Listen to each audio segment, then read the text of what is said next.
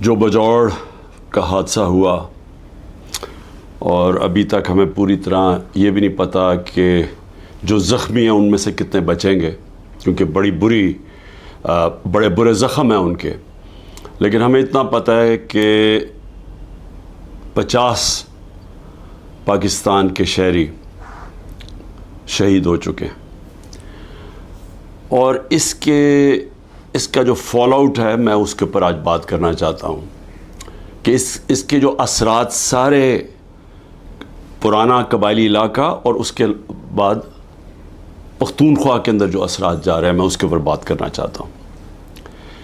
ہمیں یہ اب پتہ چل گیا ہے کہ یہ جو حملہ ہوا تھا، یہ جو بم دھماکہ دہشت گردی جو ہوئی تھی، یہ آئسل نے کی تھی، جو داعش جسے کہتے ہیں. یہ ٹی ٹی پی نے نہیں کی تھی.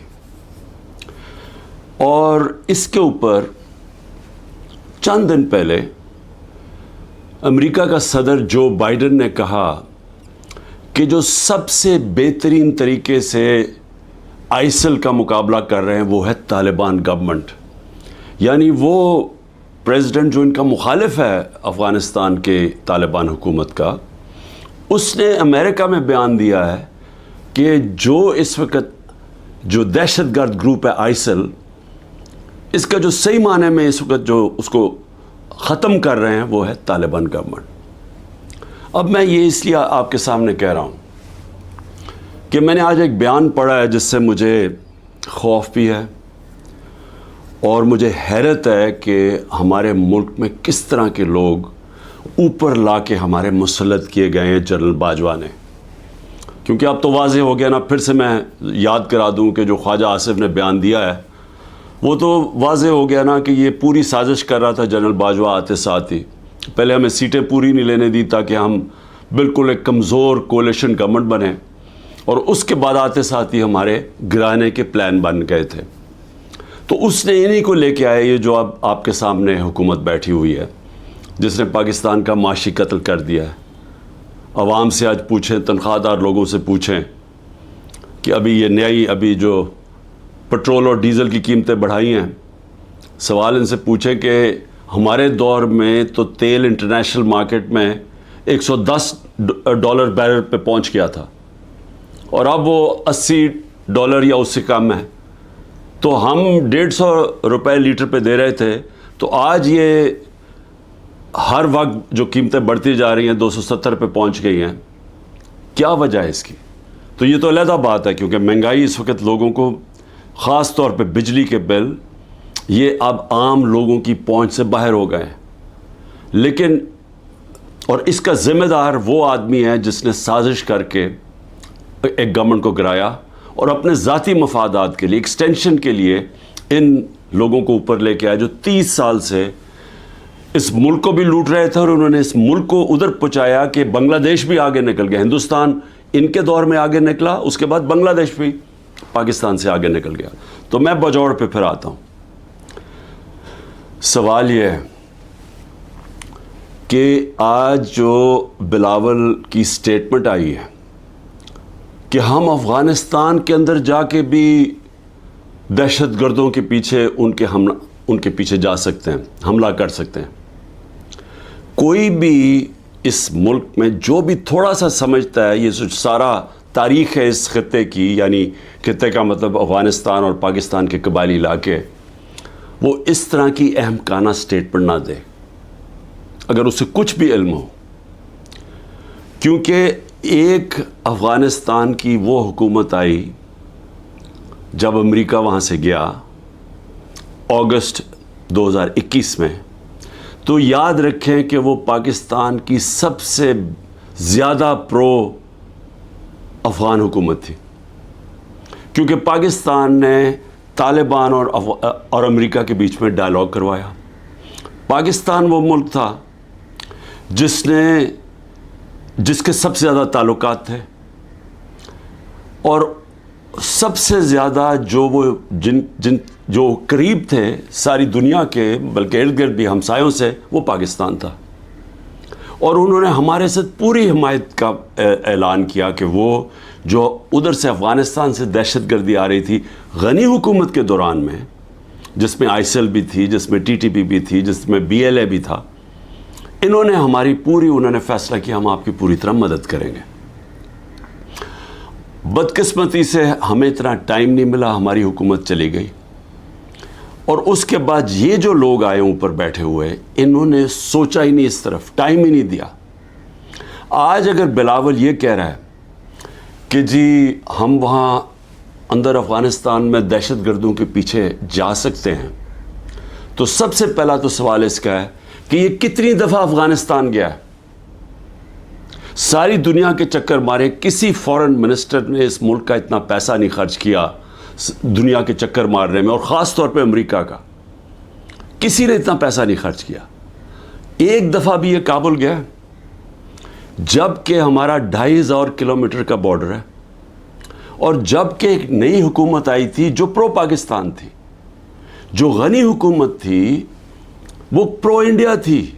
میں نے کانفرنسز کے اندر اس کو دیکھا جس طرح یہ ہاتھ باندھ کے کھڑا ہوتا تھا نریندر مودی کے سامنے، اور میں آخری کانفرنس جو تاشقند میں ہوئی تھی، جدھر ہندوستان بھی تھا اور ریپرزینٹیڈ، اور ادھر افغانستان بھی تھا، حالانکہ میں نے پوری کوشش کی ان سے اچھے تعلقات کرنے کی، میں گیا بھی کابل پریزیڈنٹ غنی سے بات چیت کرنے کے لیے، ان کو احساس دلوانے کے لیے کہ ہم تو جو بھی حکومت ہوگی افغانستان، ہم نے ان سے اچھے تعلقات رکھنے۔ اس کو پاکستان بھی بلایا، اس کے باوجود اس نے سب کے سامنے کھڑے ہو کے کہا کہ پاکستان نے 10,000 اپنے، اس نے ورڈ یوز کیا تھا، ہم نے لوگ بھیجے ہیں، ملیٹنٹس بھیجے ہیں جو مدد کریں افغانستان کے طالبان کی۔ سب کے سامنے جھوٹ بولا اس نے، تو وہ کھل کے ہمارے اگینسٹ تھا۔ ان کا جو سیکیورٹی ایڈوائزر تھا، وہ ہر روز پاکستان کے خلاف سٹیٹمنٹ دیتا تھا۔ کوئی ادھر سے ہمیں مدد نہیں ملتی تھی جب یہاں کوئی بھی دہشت گردی ہوتی تھی۔ تو یہ جب حکومت چینج ہوئی تو ہمیں تو انہوں نے پوری کوآپریشن کا کہا، اور ہمیں اس وقت چاہیے تھا کہ ہم پورا فائدہ اٹھاتے، اور جو بھی ہمارے مسئلے ہیں افغانستان کے، ہم سارٹ آؤٹ کر لیتے، اور وہ تیار تھے۔ جب سے یہ حکومت آئی ہے ان کو ٹائم ہی نہیں ملا۔ میں پھر سے کہتا ہوں کہ یہ ہر وقت، ہر دوسرے دن امریکہ پہنچا ہوتا ہے بلاول، یہ کتنی دفعہ کابل گیا۔ ہمیں چاہیے تھا کہ ہم وہ سارا ایریا جو ہمیں مسئلے بنے ہوئے ہیں دہشت گردی کو، اس کو ختم کرتے، نہ اس کے پاس ٹائم تھا، کیونکہ اور یا پھر اس کے جو ماسٹرز تھے، اس کے آقا تھے، ان سے اجازت نہیں ملی، نہ ہی ان کو اجازت ملی جو ہم نے روس سے سستا تیل بات کر کے آ گئے تھے۔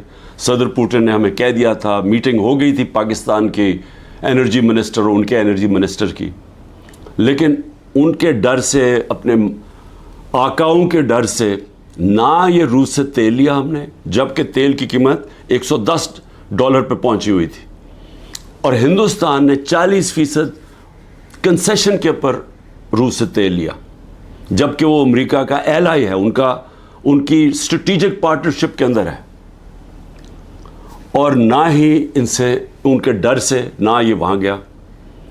اس کا آج یہ نتیجہ کیا ہے؟ نتیجہ یہ ہے کہ ہمارے آج وہ تعلقات ہیں کہ ہم ادھر پہنچ گئے ہیں کہ ہم افغانستان کو اب یہ جو حملہ ہوتا ہے ہم ان کے اوپر ڈال رہے ہیں۔ ہم نے صحیح معنی میں کوشش کی نہیں اس وقت کہ ہم یہ اب جو ٹرانزیشن ہے اس کا فائدہ اٹھاتے ہوئے، ایک وہ حکومت جو ہمارے خلاف نہیں ہے، ہم اس کا فائدہ اٹھاتے ہوئے اپنے یہ مسئلہ حل کر دیتے، اور میں آپ کو یقین دلاتا ہوں کہ یہ مسئلہ حل ہو سکتا تھا۔ اب اس کا فال آؤٹ کیا ہے؟ فال آؤٹ یہ ہے کہ مولانا فضل الرحمان نے سٹیٹمنٹ دی۔ فضل الرحمان کہتا ہے کہ جی ہماری ایجنسیز سوئی ہوئی تھیں۔ فضل الرحمان صاحب، جب ہم اتنی دیر سے کہہ رہے ہیں کہ جو 636 پختونخوا کے اندر دہشت گردی کے واقعہ ہوئے ہیں، ہم کہتے جا رہے ہیں کہ ایجنسیز کا ٹائم بجائے انٹیلیجنس، اصل میں تو دہشت گردی انٹیلیجنس ایجنسیز لڑتی ہیں، بجائے ادھر ٹائم دے رہے ہیں کہ وہ تو صرف تحریک انصاف کو ختم کرنے کی کوشش میں تھے۔ جو تحریک انصاف کے گھروں میں رشتہ داروں کو اٹھایا جا رہا ہے، ان کو ٹریک کیا جا رہا ہے, ان کے فون کو ٹریک کیے جا رہے ہیں, جیو فینسنگ کی جا رہی ہے جس طرح ہم کوئی غیر ملکی, ہم کوئی دشمن ہیں. اور وہ جو کام کرنے والا تھا وہ کام کیا نہیں. اس سے بڑھتی جا رہی ہے ساری دہشت گردی, اور خاص طور پہ پختونخوا کی پولیس کے اوپر, اسپیشلی جو پولیس کے اوپر اب اس وقت ان کا شہادتیں ہو رہی ہیں. اب اس کا کون ذمہ دار ہوگا؟ لیکن اس سے اور بھی آگے چلیں, جو پختونخوا کے لوگوں کے اندر اس وقت غصہ ہے. پی ٹی ایم کیوں بنی تھی؟ پی ٹی ایم یہ بنی تھی کہ جو ساری لڑائی, جو وار آن ٹیرر اصل تو قبائلی علاقے میں وہ اجڑ گیا, لوگوں کے گھر تباہ ہو گئے, زکوٰۃ دینے والے ہو گئے, وہ سارے لوگ نقل مکانی کرنی پڑی, لوگ اپنے گھروں سے نکل گئے, گھر جب واپس گئے گھروں میں بچا کچھ نہیں تھا. سوات کے لوگوں سے, ملاکنڈ کے لوگوں سے بھی یہی ہوا. وہ جب سارے نکلے وہاں سے باہر, جب تک واپس گئے وہ بھی زکوٰۃ دینے والے, زکوٰۃ لینے والے بن گئے. تو سب کو وہ یاد ہے, بڑی تکلیفیں انہوں نے اٹھائی, قربانیاں تو ساری اس علاقے نے دی. سب سے زیادہ جو ایک تو آپریشنز میں طالبان اور ملٹری کے بیچ میں بیچارے وہ پس گئے, اوپر سے ڈرون اٹیکس, 400 ڈرون اٹیکس کر دیے. ڈرون اٹیکس کا بھی جو سارا جو بدلہ لیا جاتا تھا وہ پاکستانی فوجیوں کے ساتھ اور پولیس کے اوپر, دونوں طرف پاکستانیوں کو نقصان ہو رہا تھا. جبکہ حکمران ایک منہ سے آواز نہیں نکلتی تھی, کیونکہ امریکی نہ ناراض ہو جائیں کہ ڈرون اٹیکس کبھی ہوا ہی نہیں ہے دنیا میں کہ جس ملک آپ کا جس کے لیے جنگ لڑیں وہ آپ ہی کے اوپر حملہ کرے.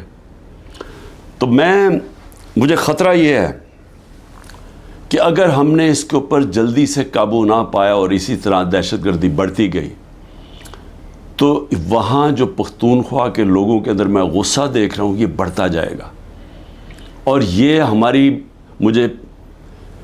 میں کوئی ڈرانا نہیں چاہتا کسی کو, لیکن اگر یہی غصہ بڑھتا گیا اور یہ اس طرف چلا گیا جو آگئی جو دہشت گردی ہو رہی ہے اور وہ بڑھتی گئی, تو کیا پاکستان آج کل کے دور میں جب معاشی طور پہ ہم ویسے ہی ہمارا بدترین دور ہے, کیا ہم یہ دہشت گردی کا مقابلہ کر لیں گے؟ کیا یہ افورڈ کر سکتی ہے؟ اور کیا اس طرح کا فورن منسٹر اوپر بٹھا سکتے ہیں جو اس طرح کی پاگل پن والی سٹیٹمنٹس تھے, جو بجائے مسئلہ حل کرنے کے وہ اور مسئلہ گمبھیر کروا دے؟ تو میں پختونخوا کے اندر اور پنجاب میں غیر آئینی حکومتیں چل رہی ہیں, کیئر ٹیکر. پہلے تو وہ کیئر ٹیکر ہے ہی نہیں, کیئر ٹیکر تو نیوٹرل ہوتی ہے, وہ تو انہوں نے اپنی یہ ایک نون لیگ چلا رہی ہے پنجاب اور دوسرا وہ فضل الرحمان اور وہ ANP چلا رہی ہیں پختونخوا, یہ تو کیئر ٹیکر ہے ہی نہیں. اور ان دونوں صوبوں کے لوگ جو 70% پاکستانی ہیں, وہاں غیر آئینی لوگ بیٹھے ہوئے ہیں جن کی کوئی قانونی حیثیت نہیں ہے. اب یہ کوشش کر رہے ہیں کہ مزید اور یہ اوپر بیٹھے رہیں, اور یہ ایک شوشہ اس کا, اور یہ کہ جناب ہم سینسس کروانا چاہتے ہیں, سیکیورٹی کا بھی شوشہ بنا لیں گے. پنجاب کی 14 مئی کی الیکشن انہوں نے اس لیے نہیں کروائی, ہمارے پاس پیسے نہیں ہیں جی. پیسے MNAs کو رشوت دینے کے لیے بہت پیسے ہیں, لیکن ہمارے لیے پیسے نہیں ہیں الیکشن کروانے کے لیے, 20 ارب روپیہ نہیں تھا. اور اب جو مجھے نظر آ رہا ہے یہ پھر کوشش کریں گے کہ کسی نہ کسی طرح اس سے نکلیں, اور لوگوں کو پھر یہ جو رد عمل آنا ہے اس کے لیے یہ تیاری کر رہے ہیں. کیونکہ ظاہر ہے ایک اگر لوگ بیچارے الیکشن کی انتظار کر رہے ہیں نا, کہ ہمیں جو انہوں نے لوگوں کا معاشی قتل کیا ہے, یعنی ایسے معاشی حالات عوام کے اوپر تو آئے نہیں ہیں. سارے جو معاشی انڈیکیٹرز ہیں وہ پاکستان کی تاریخ کے سب سے برے ہیں. بے روزگاری لے لو, انڈسٹری بند ہو رہی ہے, گروتھ ریٹ جب نیچے آتی ہے, مطلب جب آپ کی دولت میں اضافہ جو 6.1% سے اب جو 0 پہ آئی ہے, تو اس کا مطلب بے روزگاری تو بڑھنی ہے, دولت کم ہو رہی ہے ملک کی. اور انہوں نے اب کیا کیا ہے, اب 2 قانون لے کے آ رہے ہیں. ایک ہے سیکریسی ایکٹ اور دوسرا ہے پریونشن آف ایکسٹریم وائلنس.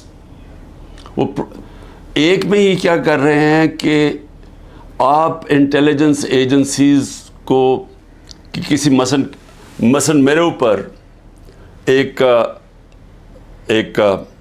فوج کے ادارے میں، انٹیلیجنس کے ادارے میں ایک آدمی میرے اوپر قتل کرنے کی کوشش کرتا ہے، جو مجھے پتہ اس نے کیا. میں نے اگر اس کا نام لے لیا تو ویسے ابھی انہوں نے میرے اوپر غداری کا کیس کر دیا ہے کہ یعنی میری جرت کیسے پڑ گئی کہ میں نے اس کا نام لے لیا FIR کے اندر. وہ FIR بھی نہیں ہوئی تو میں غدار بن گیا ہوں. اب یہ ایک تو وہ کرنے جا رہے ہیں، دوسرا سیکریسی ایکٹ میں کہ جناب یہ کسی کے گھر میں بھی گھس جائیں گے انٹیلیجنس ایجنسی، تو وہ تو ہو ہی رہا ہے ہمارے گھروں پہ. اب یہ فیصلہ کیا کسی کے گھر میں بھی یہ جا سکتے ہیں کہ کسی کے گھر میں بھی جائیں گے، کہیں جی ہم سرچ وارنٹ کے بغیر اندر گھسیں گے، کوئی چیز بھی اٹھا لیں گے. میرے گھر جب آئے تھے تو اسلحہ چھوڑ کے چلے گئے کہ جی اسلحہ ملا ہمیں یہاں سے، اور وہ سوشل میڈیا پہ دکھا رہے ہیں کہ لے کے جا رہے ہیں اپنی قمیضوں کے نیچے اسلحہ، اور وہاں اوپر چھوڑ کے چلے گئے. اور اب یہ کچھ بھی کر سکتے ہیں. تو یہ تو کسی کے گھر میں گھس کے توڑ کے چیزیں اچھا لوٹتے ہیں، چیزیں چوری کر کے لے جاتے ہیں. تو اب تو اس کو قانون بنانا چاہتے ہیں کہ کہیں بھی جا سکتے ہیں. تو یہ جو جس طرف اب یہ لے کے جا رہے ہیں ملک کو، تو یہ تو سیدھی کہنے کہ جی آپ ہمارے غلام ہیں، ہم آئے اوپر آپ کے اوپر بیٹھنے آئے، آپ ہمارے غلام ہیں. ہم ایک آزاد ملک، آزادی تو ویسے ہی ختم کرتے جا رہے ہیں. تو اب تو یہ انگریزوں سے بھی زیادہ بدترین غلامی ہے، کیونکہ انگریزوں کے زمانے میں پھر بھی آپ 24 گھنٹے میں کسی کو عدالت میں پیش کرتے تھے جب اگر آپ نے کسی کو اٹھایا ہے. یہاں تو لوگ غائب ہو جاتے ہیں. عمران ریاض ابھی تک غائب ہے، اس کو کوئی 80 دن ہو گئے ہیں. کسی کو پکڑ سکتے ہیں. ہمارے کئی لوگوں کو اٹھایا ہوا ہے، کوئی وارنٹ نہیں ہوتی. کئی لوگوں کو اندر بند کیا ہوا ہے، ان کے ابھی تک FIR نہیں کی ان کے اوپر. اس پہ آخر میں صرف اپنی قوم کو یہ آج کہنا چاہتا تھا. دیکھیں، محرم کا مہینہ ہے. محرم میں ہمیں کیا سبق ملتا ہے؟ ہمیں محرم میں ایک ہی سبق ملتا ہے کہ رائے حق کے لیے، ظلم کے خلاف کھڑے ہونے کے لیے اگر ظالم کے سامنے کھڑے ہوتے ہوئے آپ کی جان بھی چلی جائے تو اس کی پرواہ نہیں ہونی چاہیے. آپ کو قربانی دینی چاہیے اپنی آزادی کے لیے، آزادی رائے کے لیے، آپ کو اپنے حقوق کے لیے، انصاف کے لیے. کیونکہ جب تک ایک قوم آزاد نہیں ہوتی، دنیا کی تاریخ میں اس کا کوئی مقام نہیں ہوتا. وہ میں بار بار آپ کو مولانا رومی کا وہ جو ان کی ایک کہات ہے کہ جب اللہ نے آپ کو پر دیے تو کیوں چوٹیوں کی طرح زمین پہ رینگ رہے ہو. غلام زمین پہ رینگتے ہیں، ان کی کوئی حیثیت نہیں ہوتی. 25 کروڑ کی آبادی ہے. آج مجھے بتائیں ہماری کیا حیثیت رہ گئی. وہ جا کے بلاول بھٹو کتنی دفعہ امریکہ گیا ہے، پتہ نہیں کتنے ہمارے ڈالر خرچ کیے اس نے وہاں. اور جب نریندر مودی وہاں گیا تو اس کو ایسا انہوں نے جس طرح کا استقبال دیا. اور اس کے بعد بائیلیٹرل ٹاک تھی ان دونوں کے بیچ میں، امریکہ اور انڈیا. پاکستان کو انہوں نے دہشت گرد بنا دیا کہ جی دھمکی دی کہ دہشت گردی بند کرو. یہ حیثیت رہ گئی ہے. ہندوستان جاتا ہے بلاول بھٹو، جو ان کا فارن منسٹر اس کو ذلیل کرتا ہے. میں نے کبھی کسی کانفرنس میں ایک ہوسٹ ملک جو ہوسٹ کر رہا ہے، میں نے کبھی نہیں دیکھا اس طرح کی ذلت. تو کیا حیثیت رہ گئی ہے کہ یہ ہماری حیثیت ہے؟ کیونکہ غلاموں کی کیا حیثیت ہے؟ تو میں آج آپ سب کو یہ آج پیغام دینا چاہتا ہوں کہ میرے نبی صلی اللہ علیہ وسلم کے نواسے نے رائے حق کے لیے ایک ظالم کے سامنے اپنی قربانی دینے کے لیے وہ تیار ہو گئے، لیکن ظلم کے سامنے جھکنے سے انہوں نے منع کیا.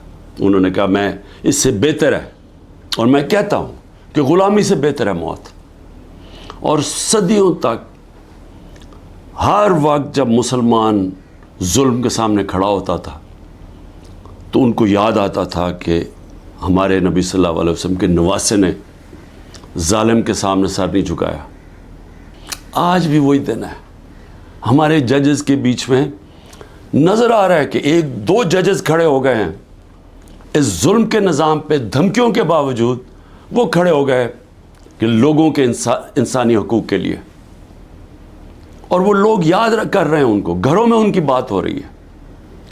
میں آج اپنی جوڈیشری کو کہنا چاہتا ہوں کہ یہ ملک کو بالکل غلامی سے بچانے کے لیے آپ روک سکتے ہیں.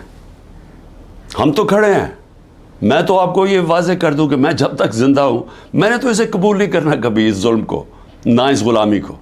لیکن میں اپنی جوڈیشری سے کہتا ہوں کہ یہ وقت ہے, آپ میں سے وہ لوگ ہیں جو ایک وقت یاد رکھیں گے, جو نام ہوگا کہ جی وہ دیکھیں وہ آدمی جب یہ ملک کو غلامی کی طرف لے کے جا رہے تھے, ملٹری کورٹس کی طرف لے کے جا رہے تھے, کہ جن لوگوں کے گھروں میں گھس کے عورتوں کو, بچوں کو اٹھا کے لے جاتے ہیں, گھر لوٹ لیتے ہیں, رشتہ داروں کو. کلیکٹیو پنشمنٹ صرف اسرائیل دیتا ہے فلسطینیوں کے خلاف, مقبوضہ کشمیر میں کشمیریوں کے خلاف دیتے ہیں. FCR جو تھی جب انگریز حکمران تھا وہ دیتا تھا قبائلی علاقے کے لوگوں کو کلیکٹیو پنشمنٹ, کہ ایک فرد اگر نہیں ہے تو اس کے رشتہ دار پکڑ کے لے جا جاتے تھے.